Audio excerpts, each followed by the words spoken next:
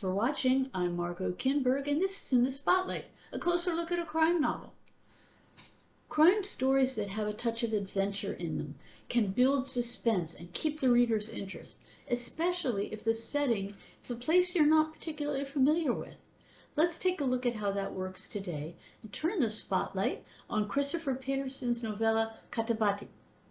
As the story opens, a man named Akalungwak Lundblad has just murdered his brother Frederick in a Greenland bar. Constable David Maratze is the local face of the law, and he takes charge of the case. The narrator of the story is a writer who witnessed the crime. He wants to write about the case and about Maratze, so after he tells Maratze what he saw, he asks to go with the constable to catch the killer. He's hoping to use the experience for a book and tells Maratze as much. Maratze agrees, and after informing the victim's widow of what happened, the two set off. Maratze has strong local knowledge and the skills needed to survive the harsh Greenland climate. Even so, the weather is treacherous, and the two men struggle as they go in search of the murderer. The narrator, who is Danish, is less accustomed to surviving in this climate, but he's smart enough to follow Maratze's example and do as he says. They follow the killer's tracks and discover where he's staying. Now the question will be, where will they go from here? And the answer isn't as simple as it may seem on the surface. So what are the elements in this story? What keeps the pace going? There's a very strong sense of Greenland in this story.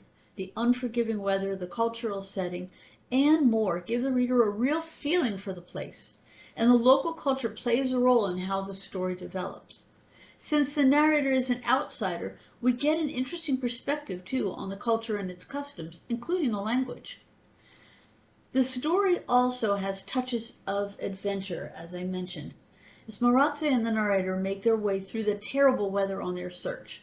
Maratze knows all sorts of tricks for protecting himself from the elements, and he shows the narrator some of them. It's a difficult trick, though, and that adds to the tension. Although the narrator tells the story, first person, past tense, the real focus is on Maratze. In that sense, it's a bit similar to Arthur Conan Doyle's Sherlock Holmes stories, where we do learn about Watson, but the real main character is Holmes. Maratze is practical and acts quickly when needed. He's wise in the ways of living in Greenland, too. He says little and expects the narrator to put the pieces together. He gives some cultural insights, but really it's the narrator's observations and making sense of things that drive the plot. This isn't a light, easy story. Life is harsh in Greenland, and Petersen doesn't gloss over that. And while the story isn't gory or explicit, there's a real sadness, even tragedy about it. There's also, though, a sense of strength and survival. Katabatic is the story of murder among Greenlanders and how a unique group of people deal with it. It features a strong, culturally situated setting, a dangerous trip in unforgiving weather, and a constable who is deeply embedded in the place he lives and works. This has been In the Spotlight. I'm Margot Kinberg. Thanks for watching.